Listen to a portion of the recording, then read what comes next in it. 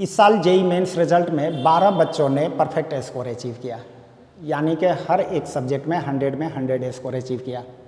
और ये बात पूरे हिंदुस्तान जानता है, और जानता भी क्यों नहीं कि जिस कोचिंग के हिस्से में 2 बच्चे परफेक्ट स्कोर वाले पढ़े या 3 परफेक्ट स्कोर वाले पढ़े, उन्होंने खूब हंगामा शुरू किया, एक तरीके से सेलिब्रेशन शुरू किया कि ताकि इस 100/100 की गूंज पूरे हिंदुस्तान के कोने कोने तक पहुँच जाए। नो डाउट सेलिब्रेशन बनता है, सेलिब्रेशन उन जीनियस बच्चों के लिए कि जिन्होंने दिन रात एक करके 100 में 100 स्कोर किया, और सेलिब्रेशन उन टीचर्स के लिए भी, उन कोचिंग के लिए भी कि जिन्होंने बच्चों को इस तरीके से ट्रेन किया कि ताकि बिना कोई एरर के 100 में 100 स्कोर कर जाए। तो सेलिब्रेशन तो बनता है, लेकिन साथ साथ एक सवाल ये भी तो पैदा होता है कि बाकियों का क्या रहा, कि 100/100 की सेलिब्रेशन बिल्कुल जेन्युइन है, लेकिन बाकियों का रिजल्ट क्या रहा, क्योंकि बच्चे तो 13 लाख थे, उनमें से 12 बच्चों का तो ये रिजल्ट पता चल गया। बाकियों का क्या रहा, क्योंकि डेटा तो ये बता रहा है कि उनमें से 82% स्टूडेंट महज 11 मार्क्स के अंदर सिमट के रह गए हैं, यानी कि 13 लाख में से 82% यानी कि लगभग 10 लाख बच्चों की मैथमेटिक्स में स्कोर 11 से नीचे है। मैं 11 मार्क्स की बात कर रहा हूँ, 100 में से 11, कोई 100 में से 25, 30 या 40 की बात नहीं कर रहा हूँ, या 50 की बात नहीं कर रहा हूँ। अगर 100 में से 50 मार्क्स की बात करें तो सिर्फ 0.3% बच्चे, 0.3% बच्चे जो है वो सिमट के रह गए हैं 50 मार्क्स पे।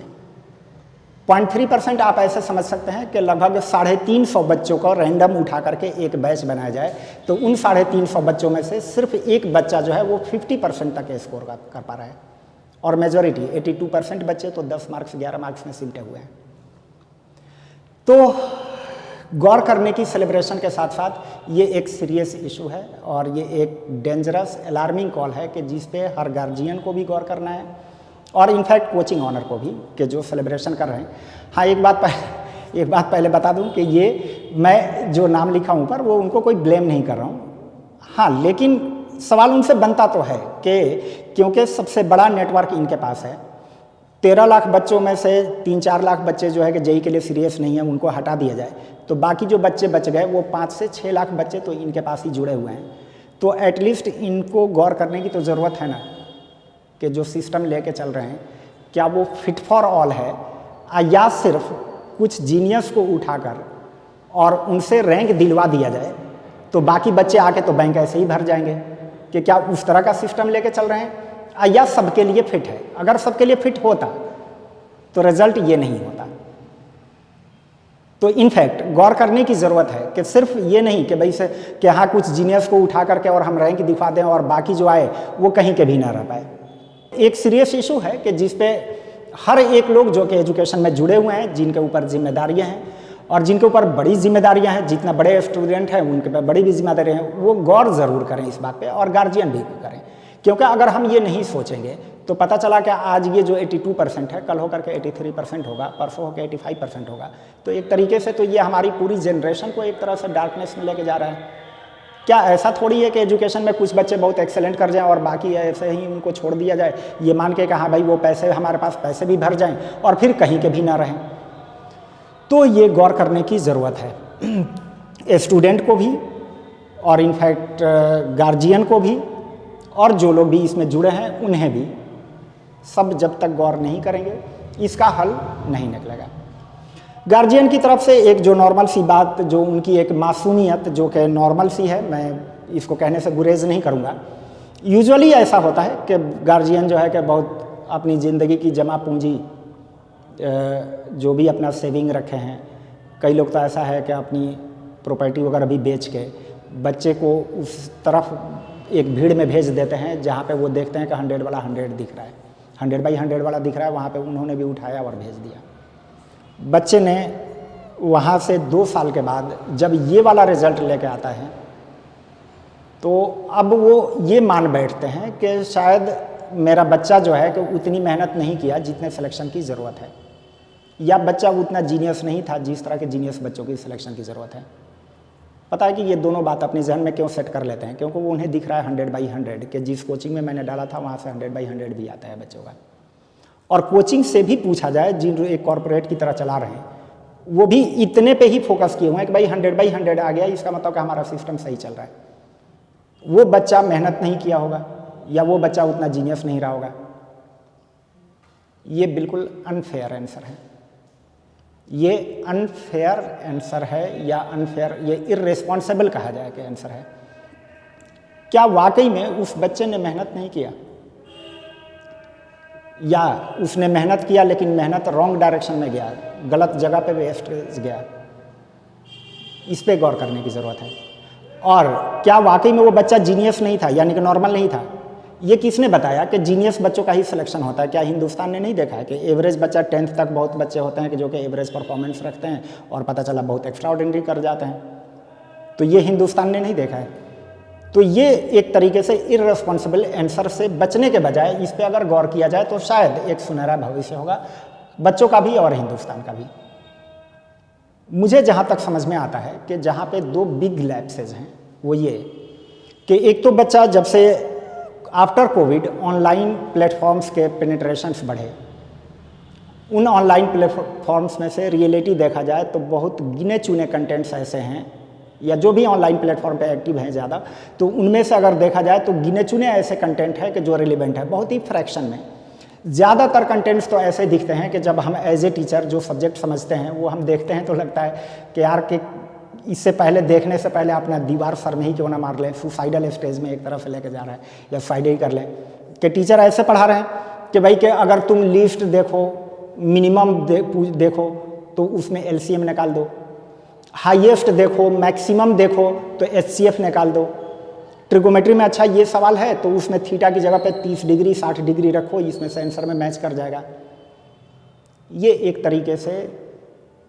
तरीके से सीट पॉइजन है बच्चों के लिए, अगर इस तरीके से। और ये बच्चों के लिए आजकल अट्रैक्शन दिख रहा है, वो लग रहा है कि यार बहुत आराम से प्रॉब्लम सॉल्व हो जा रहा है, क्योंकि बच्चे अभी 9th-10th में जहाँ उनकी फाउंडेशन बिल्ड करने की स्टेज है वो उसमें उनकी मैच्योरिटी ही कितनी होती है, मासूमियत होती है। उनको लगता है कि भाई प्रॉब्लम आराम से सॉल्व हो रहा है तो बेस्ट है, यही बढ़िया है।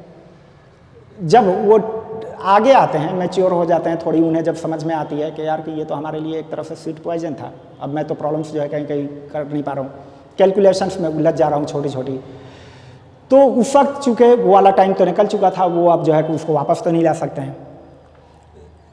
तो ये इनफैक्ट हर एक गार्जियन की जिम्मेदारी है कि जब बच्चा फाउंडेशन बिल्ड करने की स्टेज में हो तो बहुत ही सोच समझ के आप जो है कि कदम आगे की तरफ बढ़ाएं। सर्च कर लीजिए कि वो जो पढ़ाया जा रहा है, जो तरीका है, क्या उस बच्चे के फ्यूचर के लिए बेहतर है, कहीं आज के लिए वो इंटरटेनमेंट तो नहीं कि जो कि आगे जाके उसके लिए डेंजरस हो जाएगा। और इनफैक्ट इस तरह के कंटेंट्स ज़्यादा जो है कि पब्लिक में पेनिट्रेट होते जा रही है, फैलती जा रही है। होना भी चाहिए, क्योंकि देखिएगा अगर जेन्युइनली एक टीचर है पढ़ाने वाला तो नॉर्मल सी आप बात समझ सकते हैं कि वो मतलब कि अगर वो पढ़ाने काम है तो वो हंगामा नहीं काटेगा।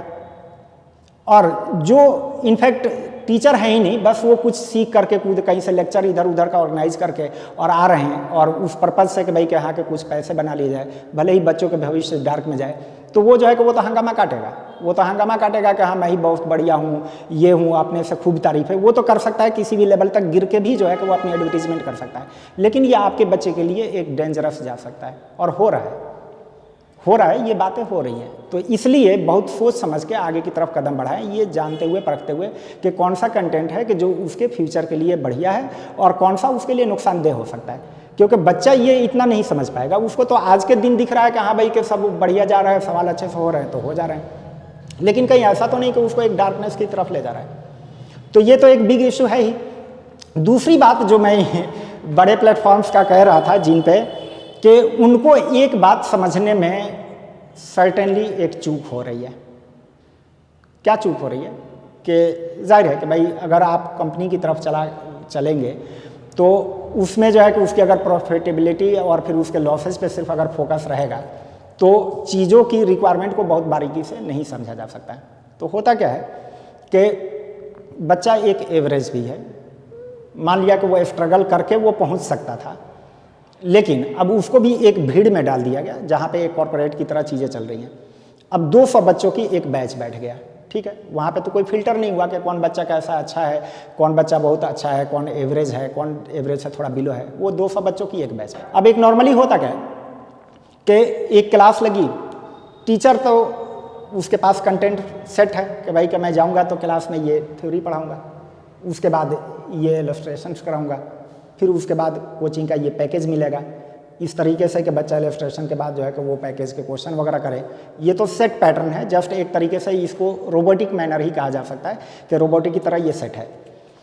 अब जब उसने एक लेक्चर पढ़ाया और उसके बाद एक सवाल दिया, ठीक है, अब पता चला कि 10 बच्चे उसमें थोड़ा सा स्ट्रगल किए और जल्दी से बता दिए कि सब ये आंसर है।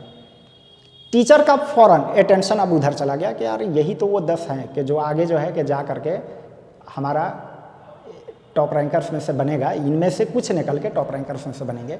अब टीचर का अटेंशन उधर गया और उससे ये भी समझ में आ गया कि हाँ सब कुछ सही चल रहा है, क्योंकि वो बच्चे जो है कि 10 कर रहे हैं और जो 90 बच्चे बैठे हुए हैं वो किस स्टेज पे फंसे हुए हैं, क्या हमारी पढ़ाई हुई थ्योरी नहीं समझ में आई या कहीं कैलकुलेशन में अटके हुए हैं। अब वो तो कोई गौर ही नहीं कर रहा है, क्योंकि वहाँ पे क्या है कि अब टीचर तो आया तो उसका तो बस काम था डिलीवर करना जाना, और उससे बस थोड़ा सेटिस्फाई होना कि अच्छा चल रहा है, तो अच्छा तो सेटिस्फाई तो वो हो ही गया। और चूंकि इतने बड़े बैच में इंडिविजुअली उससे तो पूछा नहीं जा सकता कि कौन बच्चा कहाँ अटका हुआ है, क्या उसको थ्योरी समझ में नहीं आई या कैलकुलेशन में अटका हुआ है, वो सब सारी चीज़ें अब साइड हो जाती हैं। और वो मासूम बच्चा भी क्या सोचता है कि यार कि टीचर ने पढ़ाया और वो बच्चे तो उधर कर गए, मैं ही जो है कि मैं उस लायक नहीं हूँ कि नहीं कर पा रहा हूँ। तो अपने में वो बस स्ट्रगल कर रहा होता है, थोड़ी कोशिश करता है और फिर पूछ भी नहीं पाता है कि यार इतनी भीड़ में मैं कैसे पूछूं। तो वो क्या होता है कि वो बजाय इस पे समझने का कि यार टीचर ने अपनी रिस्पॉन्सिबिलिटी तो फुलफिल किया नहीं मेरे लिए, क्योंकि उसके लिए तो अनफेयर हुआ है, क्योंकि उसने टीचर ने तो मेरे लिए रिस्पॉन्सिबिलिटी फुलफिल नहीं की। वो ये सोचना शुरू कर देता है कि भाई टीचर तो बढ़िया पढ़ा रहा है कि सब सही जा रहा है। यार लेकिन तुम 2 लाख दे करके यहाँ पे भरोसा करके आए हो, तो तुम्हारी जिम्मेदारी क्या तुम क्या उस टीचर की जिम्मेदारी तुम पे नहीं है? तुम सिर्फ क्या भीड़ के हिस्सा बन करने के लिए आए थे? लेकिन वो मासूम बच्चा ये सब चीज़ें के सवाल पूछा जाए या उनसे कहा जाए, वो पता चला कि वो अपना साइड हो जाता है और अपने को ही ब्लेम करने लगता है कि मैं उस लायक नहीं हूँ, मैं उस स्पीड को नहीं कॉप कर पाऊँगा। और वो जीनियस बच्चे कुछ दिनों तक तो स्ट्रगल करता है, धीरे धीरे थोड़ा सा उसमें अब गैप अब आना शुरू हो जाता है। ये मैं बिल्कुल नहीं कह रहा हूँ, रिजल्ट कह रहा है। रिजल्ट कह रहा है कि 2 साल के स्ट्रगल के बाद अगर बच्चे की 11% और वो कोई एक चुनिंदा बच्चे की नहीं, मैं मेजॉरिटी की बता रहा हूँ, तो ये रिजल्ट बता रहा है कि ऐसे ही हो रहा है कि वो बच्चा धीरे धीरे अब जो है कि उससे थोड़ा हटने लगा, वो खुद को ही समझ बैठा, अंदर से ही टूट गया कि भाई मैं उस लायक नहीं हूँ। ठीक है भाई, अगर बच्चा उस लायक नहीं था तो टीचर की क्या जिम्मेदारी थी, उस कोचिंग की क्या जिम्मेदारी थी? मतलब उस बच्चे के लिए कुछ नहीं, वो भीड़ का एक हिस्सा बन के रह गया। हमने उससे अगर 1.5 लाख 2 लाख रुपए लिया या जिस कोचिंग ने भी XYZ, तो क्या उसके लिए कोई जिम्मेदारी नहीं बनी थी? वो बस एक रोबोटिक मैनर में आके डिलीवर कर गए और सबके लिए वो उसमें 10 अच्छा वाह कह गए तो हो गया। तो उस बच्चे को तो कुछ मिला नहीं। तो इसको कैसे टैकल किया जाए? अगर इस बात पे कोई भी अगर कोचिंग अगर गौर नहीं कर रही है तो समझिए कि उन बच्चों के लिए अनफेयर कर रही है, और वो कभी वो सिर्फ प्रॉफिट और लॉस की तरफ फोकस्ड है, ये नहीं समझ पा रहा है कि भाई कि उस बच्चे को हमने क्या दिया। ऑब्वियसली अगर फेयर के साथ अगर कोई काम करेंगे, हर एक बच्चे की अगर बेहतरी के लिए सोचा जाएगा तो ये ठीक है, सिस्टम के लिए भी बेहतर होगा, और न ही सिर्फ सिस्टम के लिए, बच्चे के लिए भी फेयर हो रहा है और हमारे हिंदुस्तान का भी भविष्य एक बेहतर की तरफ जाएगा। इस तरह से नहीं कि कुछ सिलेक्टेड के लिए कंपटीशन बच जाए और बाकी कहीं कंपटीशन से बाहर ही रह जाए। तो आई थिंक ये 2 बातें बताया, ये मेरा अपना ओपिनियन है, सबको ही गौर करने की ज़रूरत है। हो सकता है कि इसके अलावा और भी रीजन्स नहीं करूँ कि रीजन्स कई सारे हैं, अगर कोई रीजन से ना इत्तेफाक रखते हो तो आप अपना कह सकते हैं कि ताकि मैं अपनी ओपिनियन पे भी गौर करूँ। और अगर वाकई में ये बात जेन्युइन है तो हर गार्जियन को, हर बच्चे को, हर वो कोचिंग जो कि बच्चों से रिस्पॉन्सिबिलिटी ले रही है उस पर गौर करने की ज़रूरत है, क्योंकि पैसा सिर्फ कमाना पर्पज़ नहीं होता है। ऑब्वियसली कि हमें वो फेयर तब होगा कि जब हम किसी बच्चे से अगर हम पे भरोसा करके आ रहा है तो बदले में हम बेयर मिनिमम उसको इस लायक तो बनाएं कि जितना उसने मेहनत किया उसमें वो सीख के जाए। भाई मेरा मानना है कि अगर बच्चा जो है कि हमारे साथ 4-4 घंटे करके अगर पूरे 2 साल तक बैठ रहा है तो उस 4 घंटे में ही तो सिखाएं उतनी चीज़ें, और 4 घंटे अगर उसको सिखाते, उसको थोड़ा सा मोटिवेट करते, ट्रैक पे रखते, तो ये रिजल्ट नहीं दिखता।